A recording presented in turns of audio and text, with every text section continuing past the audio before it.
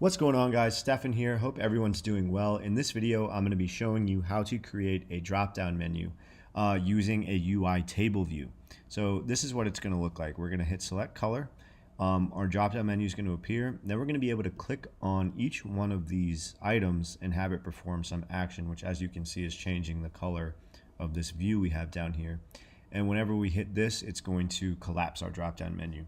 So this is actually a table view section, and we have appended a button to that section. So every time we press it and we want it to expand, we insert some table view rows, and then when we collapse it, we just delete those rows from our table view and animate it. So that's essentially how we're going to be creating this drop-down menu, guys. So let's go ahead and get started with Xcode.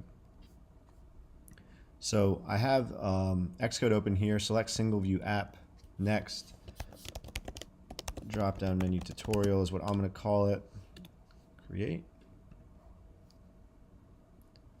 Fix my signing. Okay, so now let's hop into our view controller. So let's go ahead and get started with creating our table view. So we're going to say mark properties var table view UITableView and put an exclamation point there. So I create my views programmatically, guys. There's a lot of advantages to it. I'm not going to explain them here, but that's what we're going to be doing. So I'm going to say func configure table view, and this is where we're going to set up our table view. And then let's go down here and say extension view controller, and we're going to say UITableView delegate and UITableView data source.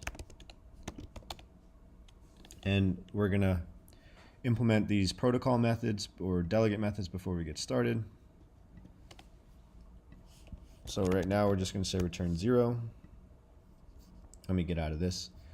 And for this, we're going to say let cell equal table view dot dequeue reusable cell with identifier. Let's go ahead and create that identifier. So we're going to say private let reuse identifier equal, we'll call it drop-down cell, and then just pass that value in there for index path, and we're going to return our cell. Okay, so now let's configure our table view in this function here. So we're going to say table view equals UITableView, then we're going to say table view dot delegate equals self and table view dot data source equals self. So this is all pretty standard stuff for creating a table view, guys. Now we need to add this table view to our view. So we're going to say view.add subview table view. And now we're going to create our constraints. So we just want this table view to get pinned to the top, the left, and the right, and give it a height constraint as well. So that's what this is going to look like. We're going to say table view.topanchor.constraint. And we're going to select this guy here. And it's going to be view.topanchor, and the constant is going to be 44, and say .isActive equals true. Then just go ahead and copy this, paste it 2 more times, and we're going to say left anchor, right anchor, and then make this view.left anchor and view.right anchor. And we don't need these constant values, so just go ahead and delete those. And then we need a height constraint, so we're going to say table view.heightAnchor.constraint equal to constant, and we're going to say 200. .isActive equals true. Make sure you type that isActive equals true, or your constraints will not be active, guys. Okay, and then we also need to say table view.translates auto resizing masking into constraints equals false. And then we're going to call our function up here, configure table view, and we're going to run our code and see how it looks. So while we're waiting, guys, one of the advantages to coding your stuff programmatically is that your runtime is actually a lot quicker, because compiling those storyboards takes a lot more time. Okay, so we can see our table view here. It's looking pretty good. Now we're going to go ahead and start configuring out these colors and this section and everything. So like I said before, this is actually a table view section, and we put a button into that section. So let's go ahead and do that right. So let's hop into our extension down here, and we're going to type out this function view for header in section, and we're going to create that button. So it's going to say let button equal UI button type dot system button dot set title color or set title, sorry, and it's going to be select color dot normal for that state, and then button dot set title color, and we're going to say dot white for dot normal. And now we are going to add a target, so we're going to say button dot add target self selector handle dropdown for dot touch up inside. And for now, we're just going to say button dot background color equals dot blue, and we're going to return this button. And then we need one more function, guys. We're going to say height for header in section and just return 50. And now we need to create that function. So let's go up here, say mark selectors and mark helper functions. And one more, sorry, bear with me guys, I like doing this in my code. It helps make it easier to read. So we're going to put that function in our selectors section of our code. So we're going to say at Objective-C func handle dropdown and just print dropdown menu. So let's go ahead and run our code now and see what this is looking like. Build failed. Button dot background color. Okay, so this should have our, so that's looking good there, guys. And let's go ahead and see if, okay, so in our console there, that's coming up, drop-down menu. So we know our selector is working as well. Okay, guys, so now what I'm going to do is show you how to implement all these colors. We're actually going to create a UI color extension. And I have it copy and pasted here just to save us some time. I'm going to go over it with everybody now.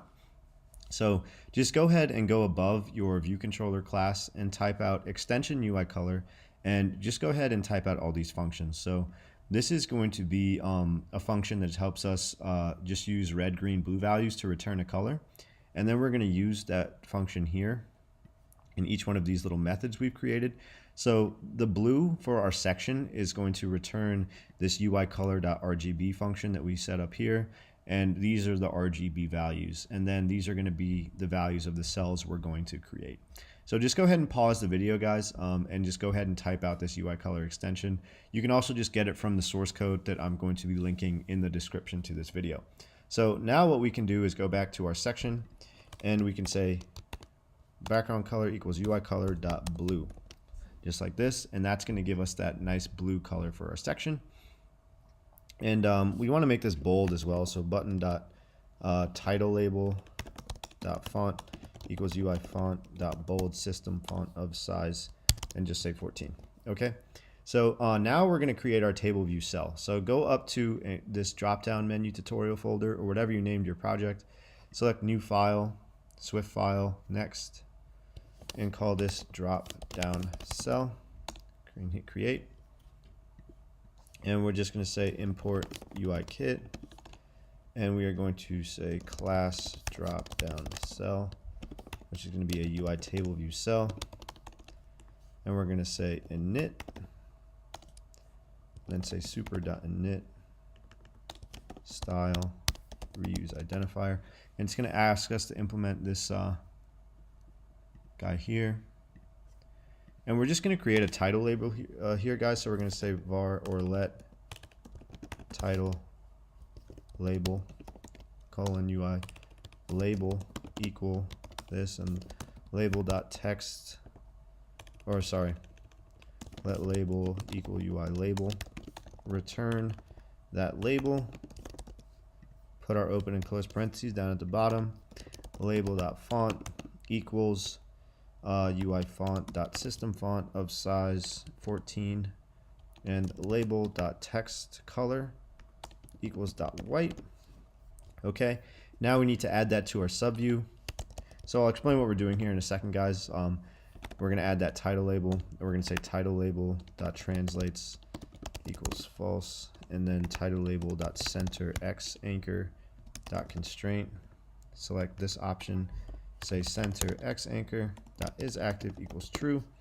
Go ahead and copy and paste this line of code and just change that x to y's. So I'm going through this super quick, guys, because this is all just UI stuff. So essentially we just created the title label for each one of these cells, centered it, and set the text color to white. Okay. So now let's go back into our view controller, go back into our cell for row at function, and we're going to say as, when we declare this cell, now we can say as dropdown cell. We're going to return our cell, and now we need to register that cell in our table view. So we're going to say table view.register dropdown cell.self, and we're going to pass in that reuse identifier that we created up here. Okay.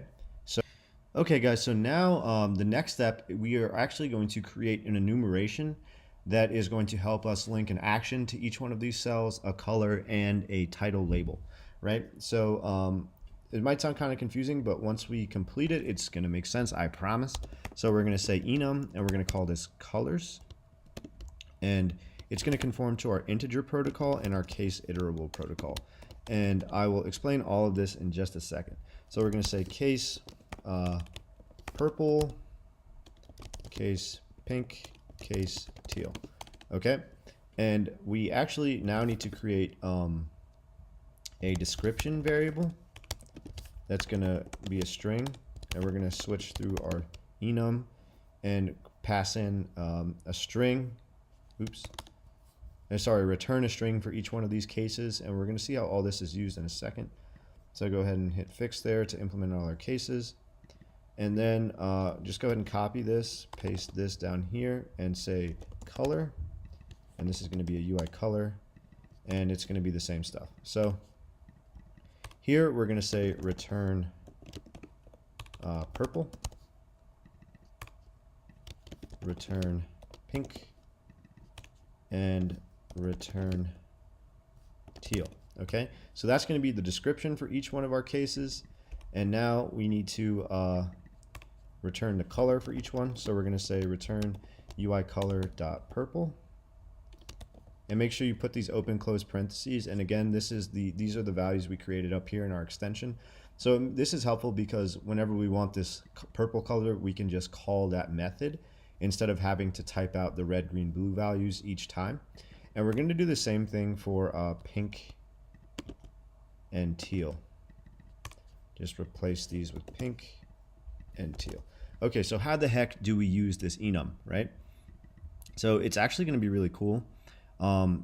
We are going to go down to our cell for row at function, and we're going to say this. We're going to say cell.titleLabel.text equals colors, and we're going to initialize it with the raw value of our index path.row, and then say dot description. And then we're going to do the same thing for our color. So we're going to say cell.background color, delete that, and this is going to be color. Okay, so I'm going to explain what's going on here. Let's run our code first and see if this is working. So we should see that looking just like this, and we don't just yet. So let's go and figure out why. It's because we're returning 0 cells. So we'll go ahead and return 4. Go back and run this. And that's looking really good there, guys. So this is what's happening. So each one of these cells has an index path associated with it. This is index 0, index 1, index 2. So purple is 0, pink is 1, teal is 2, right? Let's go back up to our enum, and we conform to this integer protocol. So it assigns an integer value to each one of these cases. So Swift automatically does this for us, so we don't have to type it out. But essentially, purple has an integer value of 0, pink an integer value of 1, and teal 2, right? So when we go down here and initialize this enum, we initialize it with an index path.row. So for cell 0, it's going to give us back purple. For cell 1, it's going to give us back pink, and cell 2, it's going to give us back teal, because those are the integer values associated with those enum cases.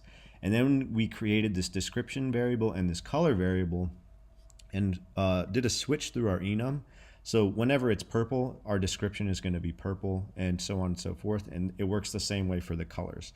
So that's a really cool trick that that's how I like to populate my table views with whatever properties we need to populate it with. I hope you guys like that, and I hope it makes sense. Okay guys, so now let's create the functionality to expand and collapse our menu. So first, hop down to our properties section, and we're going to create a variable called show menu and set that equal to false. So it's false because initially our menu is not showing. And this is essentially going to help us keep track of whether or not to hide or show our menu. So now something we need to do is set up our number of rows and section function. So if our menu is showing, we want to show the amount of cases that is in our enum, right? So say return show menu, and this is a nice shorthand. Say question mark colors.allcases.count. Okay, and then when it's false, it's going to be 0. So this is saying if show menu is true, this is our success case. Give me back all the cases in our enum, which is the amount of cells that we want. Purple, pink, and teal. And then if it's false, give me back 0, right? Because we want to hide all of those rows. So now let's clean up our table view a little bit. We don't want those separators to show. So say table view.separator style equals .none. We don't want our table view to scroll. So say table view.isScroll enabled equals false. And then let's set the row height equal to 50, because that's the height of our section, and we want them all to look nice and even. So now let's hop into our handle dropdown function, right? So essentially what we want to say is if show menu is true, table view.insert rows, and it's going to ask us for this array of index paths for where to insert those rows, right? So now we're going to figure out how to do that in a second. And if show menu is false, we're going to say table view.delete rows at, and it's going to ask us for that same index path array, and then say .fade. Right, so let's go ahead and comment this out for now. We're going to, because we don't want to leave a placeholder there, it'll cause an error. So what we're going to do is this. We're going to create a variable for that index paths array, and it's going to be an array of index paths, right? Well, it needs to be capital I index path, like this, and initialize it. So we're going to loop through all of the cases in our enum and get the raw value for each one, and then create an index path out of that. So we want to insert rows at 0, 1, and 2, and then so we need to get those raw values somehow from our enum. So that's what this is going to look like. We're going to say colors.allcases.forEach, and then hit enter on that, and then say color. And now let's just go ahead and print color is color, raw value, color.raw value. Okay, so let's just go ahead and run our code now and see what that gives back to us. So when we hit select color, let's go back into our code. We notice that we get this feedback from our console. So it's saying purple and the raw value is 0, pink raw value 1, teal raw value 2. So essentially, we're going to create an index path to insert at those particular rows, right? So we can go ahead and delete this and say let index path equal index path, and then we're going to select this method here, and this row is going to be color.raw value, section is going to be 0. Then we're going to say index paths.append, and append that index path we just created.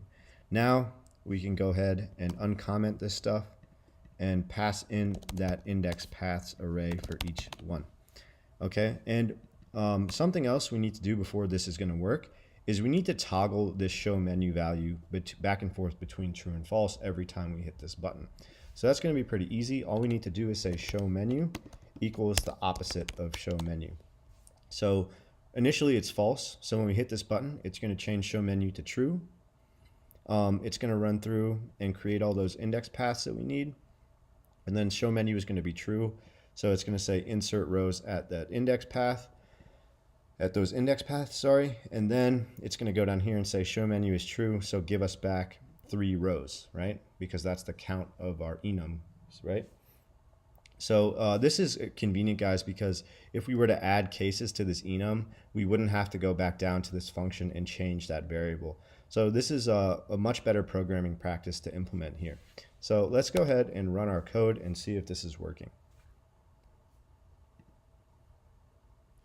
So hit select color, and those rows expand and collapse very, very nicely, guys. So the last thing left for us to do is to implement this color view here and then link an action to each one of these table view cells, which is actually going to be very, very easy because of our enum. So I hope you guys are seeing like the power and the convenience of using an enum to populate your table view rows. So let's go ahead and get started with implementing that color view here. Okay, so I actually just have the code for that pasted, copy and pasted. You guys can go ahead and type this out. That's all we need to do to create the color view. Now let's just hop down to our viewDidLoad method. Oops, sorry, put that in the wrong spot. I want to put it in our property section. Go to viewDidLoad, and we're just going to center it. So I'm just going to copy and paste the code in here, guys, to save time. Okay. So if you were to run that now, you would see that color view popping up. So now, how do we implement the action for our cell? So because we have our table view cells here, we can actually just implement this didSelectRow@at method. And we're going to initialize our enum. So we're going to say let color equal colors and just pass in this indexPath.row. And because it's optional, just go ahead and unwrap it, or and say guard let color equals this else return. And then all we need to do, guys, this is super convenient, say color view dot background color equals color dot color, right? Because so for each index path, so let me just go ahead and run this, and I'll explain what's going on, and we are done. So we get it as that blue, and we're going to go down here, and then you guys will notice that this is going to be working really nicely, right? So what's happening is that, so when we select index path 0, it's going to say, okay, guard let color equal this our enum, and we're going to pass in that particular index path.row that we're selecting. So when we select row 0, it's going to pass in 0 here. And 0 is the value that corresponds to our purple color, right? So then we're going to say, okay, set our color view.background color equal to that color variable, right? You guys can call this whatever you want. It's just that dot color functionality that gets us the color that we need. So that's all you're going to need to do to implement an action for when we select our table view cells. And if you guys want, you can set the selection style to none, so because that's not great for the UI. So just hop into our drop-down cell, go to our init method and say selection style equals .none. Run it again, and it'll just take that selection away, guys. So that's looking really good, guys. That's how I think the best way to implement a drop-down menu is. So it's looking good. If you guys like the video, go ahead and hit subscribe. Gonna be putting out a ton more videos like this, where it's just like really cool features to implement for your iOS apps. And if you any constructive feedback is welcome, guys. Hope you guys like the video. Thanks for watching, and peace out.